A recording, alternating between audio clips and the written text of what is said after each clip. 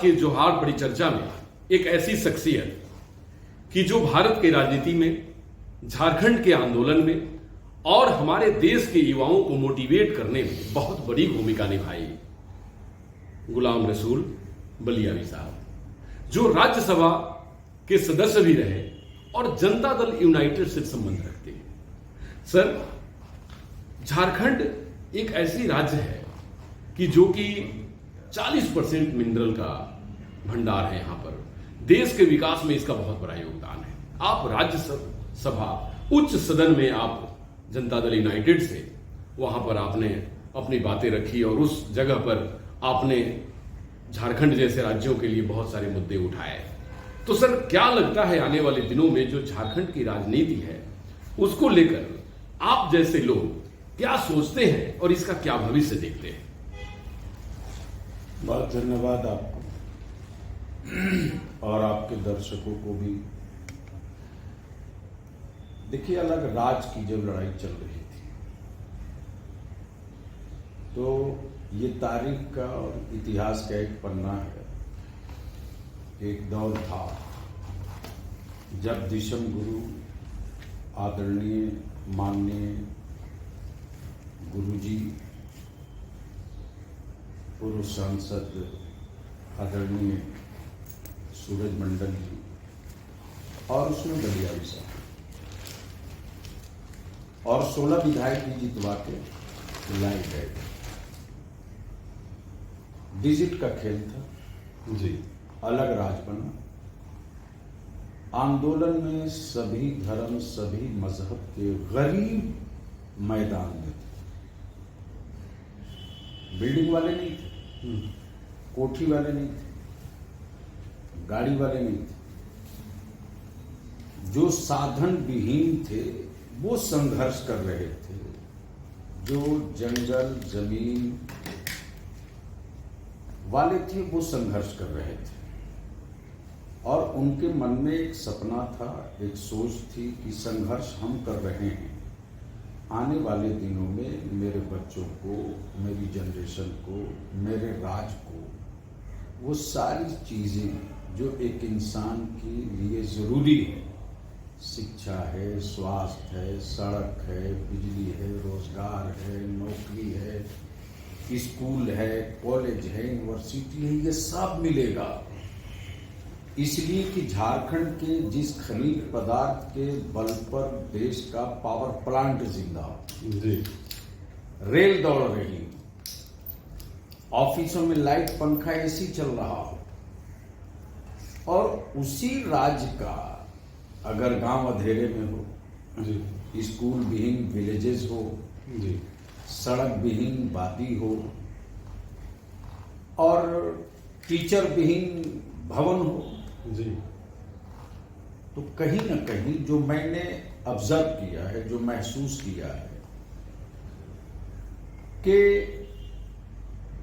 झारखंड में अलग होने के बाद संपत्तियां तो रही हैं, खनिज पदार्थ है, लेकिन अलग राज्य के बाद कोई एक ऐसा लीडर नहीं मिला। शासक मिला है, लीडर नहीं मिला है जी।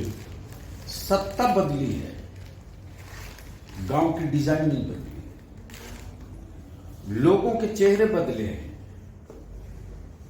जी। जनता की समस्याओं का कोई समाधान नहीं। अब इस पर बहुत कुछ कहने की आवश्यकता नहीं है। जो मैं समझ रहा हूं कि जब से मोबाइल आया है और जो गांव-गांव में मोबाइल के जरिए खबरें चलने लगी जी, और जो काम नेशनल मीडिया नहीं कर पा रही है वो काम टोटल यूट्यूबर्स और क्षेत्रीय जो चैनल हैं, वो प्रिंट हो या इलेक्ट्रॉनिक हो, उसने सोच में क्रांति लाया है जी। इसका मतलब कि डिजिटल क्रांति है। जिस डिजिटल क्रांति को लेकर के हम बात कर रहे हैं, आपकी सरकार भी बात करती है। तो आने वाले दिनों में क्या ऐसा लगता है कि जो युवा एक डिजिटलाइजेशन की तरफ बढ़ता जा रहा है और काफी भौतिक सुविधाओं को इकट्ठा करता जा रहा है। लेकिन अगर दूसरे तरफ हम देखें तो शिक्षा के क्षेत्र में, हम स्वास्थ्य के क्षेत्र में, हम बहुत सारी ऐसी, बंद कर दीजिए उसको, बार बार आना जाना नहीं है ना, लॉक कर दीजिए उसको।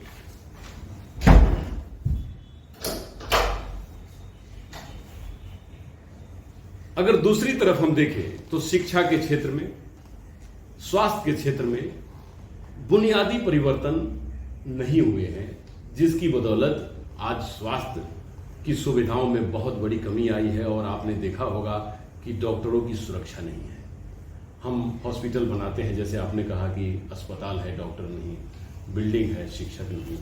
तो उन सब बीच में हम देखते हैं कि बंगाल हुआ या अन्य राज्य हुए, किसी भी राज्य में शिक्षा जगत के शिक्षकों की बात करें या डॉक्टरों की बात करें या और उन कर्मियों की बात करें कि जो चैलेंजिंग जॉब को फेस कर रहे हैं, उनकी सुरक्षा आज बिल्कुल हाशिए पे आ गई है।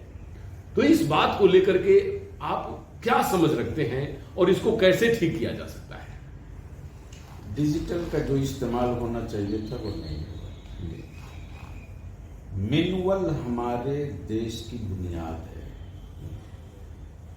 और मैनुअल जब ठीक होगा तो डिजिटल पर वही जाएगा जो मैनुअल पर होगा। जी, आप एयर सर्वे करा करके पॉइंट निकाल सकते हैं एयर सर्वे के जरिए, लेकिन अगर मैनुअल में लिखा हुआ ग्राम का, पंचायत का, विलेजेस का नाम ना हो जी, तो डिजिटल आपको घुमाते रहेगा। जी, घूमते रहिए। तो जिस कंट्री का, जिस देश का की पहचान मैनुअल रही हो, डिजिटल का इस्तेमाल ये होना चाहिए कि इस महीने इतने शिक्षक रिटायर कर गए, इस महीने इतने डॉक्टर रिटायर कर गए, इस तारीख को इतने पुलिसकर्मी रिटायर कर गए और हम अगले इतने दिनों के अंदर हम डॉक्टरों की भी बहाली करेंगे, शिक्षकों की भी बहाली करेंगे, पुलिस की भी बहाली करेंगे। तो उससे अप टू डेट होते बच्चे जी, और वो उसी हिसाब से आवेदन करते, तैयारी करते। जी। तो डिजिटल का इस्तेमाल जन समस्याओं के बजाय जन का फेस और चेहरा चमकाने के लिए हो रहा ना। जी, तो उसी बात को ध्यान में रखते हुए जो आज बंगाल में एक कलकत्ता मेडिकल कॉलेज की जो दुर्घटना हुई है और मेडिकल की जो senior resident doctor, ladies doctor, उनके साथ जो बड़ी विभत्स दुर्घटना हुई और उस घटना को लेकर के आज पूरा देश आंदोलित है, तो उसमें क्या समझ रखते हैं आप? क्या युवाओं को कहेंगे आप? क्या देश के शासन प्रशासन को कहना चाहते हैं आप उसको लेकर? हमें हैरत है, एक बंगाल के डॉक्टर की निर्मल हत्या जो नहीं होनी चाहिए, ये याद हो गया। अब भी उत्तराखंड में 2 दिन पहले डॉक्टर नसरीन की के साथ बलात्कार हुआ, हड्डी तोड़ी गई, जिस्म के टुकड़े टुकड़े किए गए। वो खबर नहीं है, उसके लिए कोई आंदोलन नहीं है, इसलिए कि उसका नाम नसरीन है। और ये खबर मैं ब्रेक कर रहा हूं जी, तो बहुत अच्छी बात है क्योंकि वो डॉक्टर, और मैं ये बता रहा हूं आपको जी, कि ये खबर दिल्ली में भी छपी है आज। जी, सवाल ये है कि केवल कर्मी क्यों, देश का हर नागरिक, देश का हर व्यक्ति उतने ही सुरक्षा का हकदार है और सत्ता और सरकारों को उतने ही सबके जान, माल, इज्जत, आबरू की सुरक्षा की गारंटी लेनी चाहिए।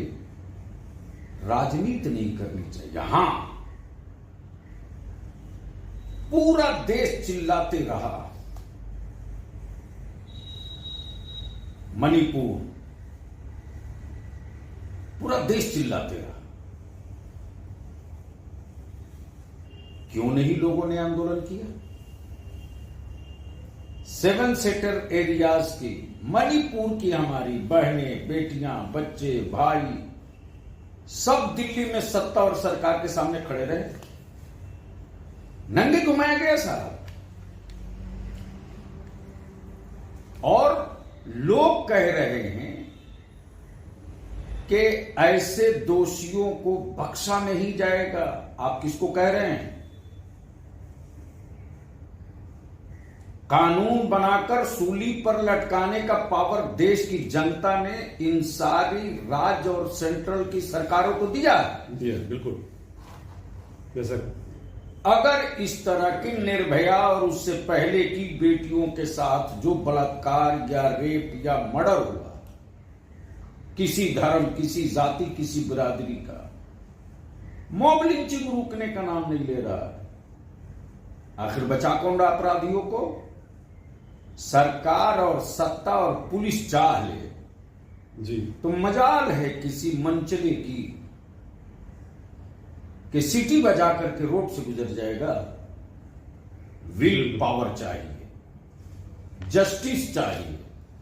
ऐसा नहीं होना चाहिए कि फला जात, फला धर्म, फला बिरादरी की है तो नेताजी का, मंत्री जी का, सत्ता का, सरकार का वोट याद आवे। जी अरे वो अपराधी है, अपराधी लटकाओ उसको सूली पर इस ढंग से कि दोबारा कोई व्यक्ति इस तरह का दुस्साहस करने की साहस में जुटा सके। जी नहीं आएगा। जी बलियावी साहब, इस बात में बहुत दम है और आपने बिल्कुल ठीक कहा। प्रधानमंत्री का भी एक भाषा हमें याद आ रही है कि उन्होंने कहा कि दंड की प्रक्रिया और विधान की प्रक्रिया और कानून ऐसे सख्त होने चाहिए और उस खास करके सजा ऐसे देने चाहिए उन अपराधियों को कि जिससे कानून का इकबाल कायम हो जाए।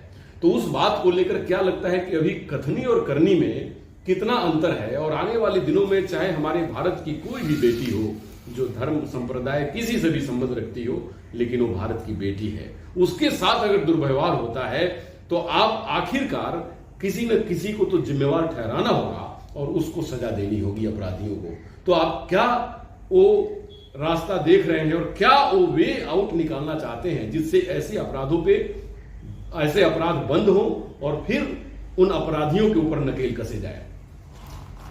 देखिए, विधान और सत्ता, जो विधायकी तय करती है, जो पार्लियामेंट तय करता है,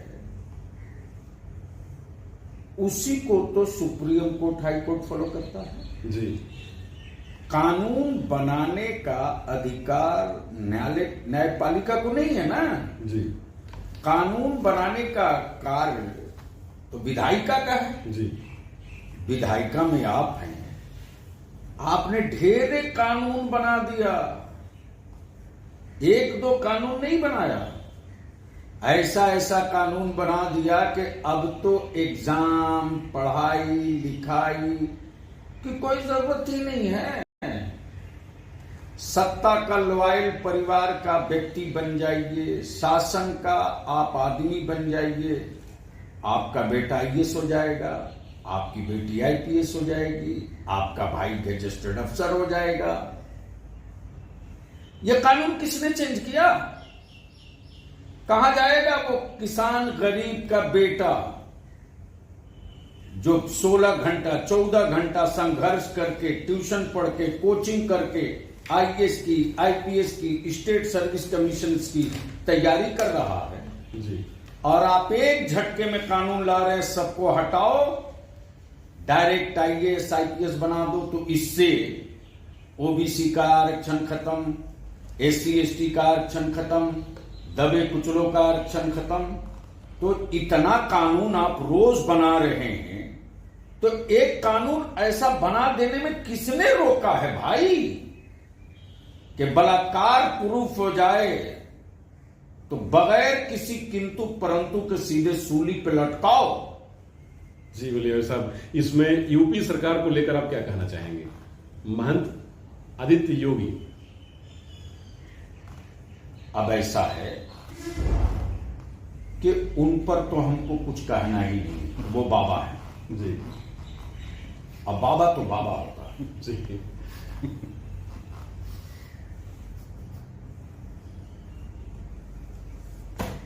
और यूपी में एक दो बाबा नहीं, ढेर बाबा हैं। जी।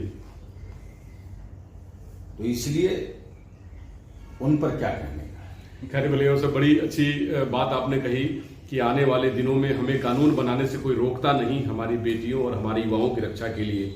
और आपने एक बायलेटरल एंट्री की बात कही, खैर उसको सरकार को बैकफुट पे जाना पड़ा है और सरकार ने अपने जो लिस्ट बनाई थी उसको वापस लेना पड़ा है। दूसरी बात कि आज एक बहुत बड़ी चर्चा हो रही है समाज में और आप उच्च सदन के आप प्रतिनिधित्व कर चुके हैं, देश के सर्वोच्च सदन में आप बैठे हैं और मैं ऊपर वाले से दुआ करूंगा कि आपको फिर मौका मिले और युवाओं की आवाज आप बने।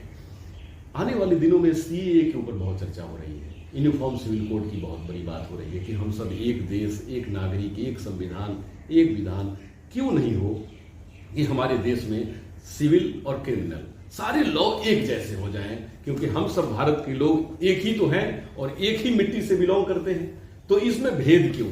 तो इसमें कहां कुछ पेच फंस रहा है जहां पर यूनिफॉर्म सिविल कोड रोकी जा रही है या उसमें कुछ चेंज करने की बात है, उस विषय में क्या करना चाहिए? दो तीन बात कहूंगा। जी बिल्कुल, थोड़ी गंभीर है। एकदम कहें आप बेबाकी से। हमारा देश का जो नेचर है, जो भौगोलिक स्थिति है, जो अलग अलग कल्चर है, जो अलग अलग पंथ, जबान, खान पान, लैंग्वेज, रिहाइश जो है जी, उसको सब चेंज करके, अरे भाई अगर करना है तो एक तरह का इंदिरा आवास कर दो, एक तरह का स्कूल कर दो, एक तरह का कॉलेज कर दो। ऐसा थोड़े नहीं कि मंत्री का बेटा है तो पढ़ेगा हाईटेक स्कूलों में और दलित का, ओबीसी का, गरीब का, मीडियम वर्ग का बच्चा है, रिक्शा, भूजा, ठेला, खोचा वाले का बेटा तो पढ़ेगा सरकारी स्कूल में। कानून वो लाइए ना कि जिस उम्मीदवार का बेटा, बेटी, परिवार का बच्चा सरकारी स्कूल में नहीं पढ़ेगा वो किसी भी चुनाव से वंचित रखा जाएगा। लाओ यहां से। मैं तो यही पूछता हूं कि एक कानून यक्सा सिविल कोड का डिफिनेशन क्या ये बताइए ना। क्या हमारे पंजाबी भाइयों के माथे का चूल कटवा देंगे? जो नेता लोग आज पैजामा और 3 पीस सूट पहन करके घूम रहे हो, धोती कुर्ता पहनेंगे? क्या कड़ा उतरवा देंगे? क्या सबके कुर्ते का कलर एक होगा? क्या सबकी हेयर स्टाइल एक होगी? क्या सबके भोजन का व्यवस्था एक होगा? जनता ने जिस मुद्दे पर वोट दिया है वो ये है कि आप रोजगार की बात करो, आप नौकरी की बात करो, आप देश को मजबूत करो। और देश भाषण से मजबूत नहीं होता है, देश इकोनॉमी से मजबूत होता है, कूटनीति से मजबूत होता है, विदेश नीतियों से मजबूत होता है, बेकार हाथों को रोजगार देने से मजबूत होता है। यहां तो आज भी पूरे झारखंड में 3 फसल नहीं होती है साहब, एक फसल होती है धान की, वो भी अल्लाह भरोसे। जी, अगर रहमत बरस जाए तो हो जाए, अगर बारिश हो तो धान कटेगा। साहब जिस झारखंड राज्य की कैपेसिटी ये कि देश के सारे पावर प्लांट, लोहा, अल्युमिनियम, तांबा, पीतल, हीरा, कोयला सब दे रहा हो, आज तक हम उन खेतों को पानी नहीं दे सके। आज तक हम स्वच्छ पानी न पिला। सर्वे करावे हुकूमत, देख लीजिए अस्थमा के कितने मरीज गांव में मिलते हैं। चले जाइए मुस्लिम माइनॉरिटीज के एरिया में, बीड़ी बनाने की वजह से, बीड़ी के डस्ट की वजह से साहेबगंज, राजमहल, पाकुड़, देवघर, दुमका गोड्डा, हमारी बच्चियों को पता नहीं चलता है वो बूढ़ी कब हुई और सयानी कब हुई। इस पोजीशन में हम खड़े हैं। तो आपको जो काम करना है उस काम का कैलेंडर ही नहीं तय हो सका है। जमीन तो बहुत अच्छी मिली है, लेकिन बढ़िया आर्किटेक्टर नहीं मिला है इस राज्य को, बढ़िया इंजीनियर नहीं मिला है इस राज्य को। अगर मिल गया होता तो आज 24 साल के अंदर अंदर झारखंड मॉडल स्टेट रहता पूरे भारत में। जी लिया साहब, बहुत सुंदर बात कही। एक अच्छी आर्किटेक्ट की जरूरत है राज्य का और देश को भी।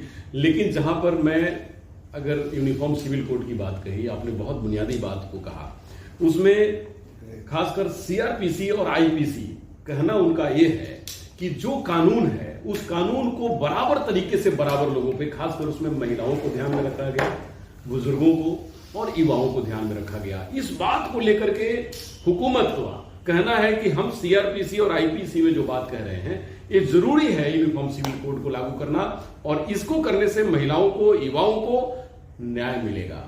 जिनको हम दबा रहे हैं, जिनको हम प्रताड़ित कर रहे हैं, उनमें कुछ न कुछ उसमें बेहतरी आएगी और हमारी आधी आबादी एक मजबूत आबादी के तौर पे देश के विकास में भाग लेगी। क्या कहेंगे आप उसको लेकर? नागालैंड मेरे देश का राज्य है कि नहीं? बिल्कुल है। जो क्रिमिनल एक्ट हमारे देश का है, क्या नागालैंड उसको फॉलो करता है? One country, one law, one country, one passport. तो फिर नागालैंड का अलग पासपोर्ट क्यों है? हिम्मत तो चर्चा करे कोई हमसे, क्यों है? आपने 370 हटाया, चलिए बहुत बड़ा काम कर दिया आपने, कर दिया। तो 371 ए, 371 बी, 371 सी, 371 डी, ये क्या है? हिम्मत है तो इस पर भी हाथ डालिए। One nation, one country, one कानून, वन लॉ। जी बिल्कुल, तो हाथ हाथ दिखा दीजिए। एक आंख में काजल, एक आंख में सुरमा, मुस्लिम माइनॉरिटीज को दिखा करके कि हम इसको ठीक कर रहे हैं। ओबीसी को, अति पिछड़ा को, आदिवासी भाई को, दलित भाई को ये ठीक कर चुके हैं। ये जो मीडियम वर्ग है हमारा, डेगे डेग जीएसटी इनको देना पड़ रहा है और भी ज्यादा देना पड़ेगा। हमको डर लग रहा है कि बाहर से, रूम से बाहर निकल के सांस लेंगे तो कहीं इस पर भी न टैक्स लग जाए। जी लिया, वो सब बड़ी मजबूत चर्चा हुई और हम आखिर में एकदम लास्ट नोट पे हैं। क्या संदेश देना चाहेंगे आप इस हुकूमत को कि जिससे देश, राज्य मजबूत हो सके और जो भारत विकासशील से विकसित राष्ट्र की तरफ बढ़ रहा है उसमें जा सके? शॉर्ट में मैं इससे सहमत नहीं हूं कि विकसित की तरफ बढ़ रहा है। चर्चा इस पर होनी चाहिए कि अब तक हमने कर्ज कितना लिया है 11 साल में, और उस कर्ज का लोड किधर जा रहा है। सुनने में विकसित अच्छा लगता है, देखा किसी ने नहीं है। इसलिए हम इल्तिजा करेंगे जनता से भी और सत्ता से भी। वोट धर्म, जात, क्षेत्र, जबान, लैंग्वेज के आधार पे नहीं, न्याय, विकास, तरक्की के नाम पर हो। और सत्ता और सरकारों से भी यह आग्रह करेंगे कि किसी को दिखाकर, किसी को का वोट लेकर सत्ता में बना रहना ये देश हित में नहीं है। देश हित में वही है जो राष्ट्रपिता बापू का सपना था, सुभाष चंद्र बोस की जो आइडियोलॉजी थी, वल्लभ भाई पटेल की जो परिकल्पना थी, मौलाना आजाद का जो समृद्ध सोच था, बिरसा मुंडा, शेख भिखारी, सिद्धू कानू, अमानत अली, दयानत अली, जी, जो संघर्ष किए लोग उनके सपनों का स्वराज बने, तो उस दिन मौत भी आएगी तो शांति से आदमी मरेगा। जी, बहुत बहुत धन्यवाद खासकर बलियावी साहब आपको, क्योंकि आपने उन सभी मुद्दों को आप इतनी बेबाकी से जोहार बड़ी चर्चा में रखी। और खासकर युवाओं को मैं जरूर कहना चाहूंगा कि बलियावी साहब जैसे शख्सियत जो भारत माँ के लाल हैं और भारत के उन रत्न में आते हैं कि जो भारत को विकसित करने के लिए, युवाओं को प्रेरित करने के लिए, महिलाओं को सुरक्षित रखने के लिए, किसानों को उनके आमदनी में बढ़ोतरी करने के लिए दिन रात लड़ाई लड़ी है और आज भी इनकी लड़ाई जारी है। बलियावी साहब हमारे देश के लिए एक गौरव है और इन्होंने जो चर्चा में समय दिया, उद्देश्य यही था कि हमारी हुकूमत, हमारी शासन, हमारी प्रशासन इस बात में जागे और हमारे देश और देश के लोगों के साथ न्याय हो सके। नमस्कार, डॉक्टर अनु शर्मा के साथ फिर मिलेंगे।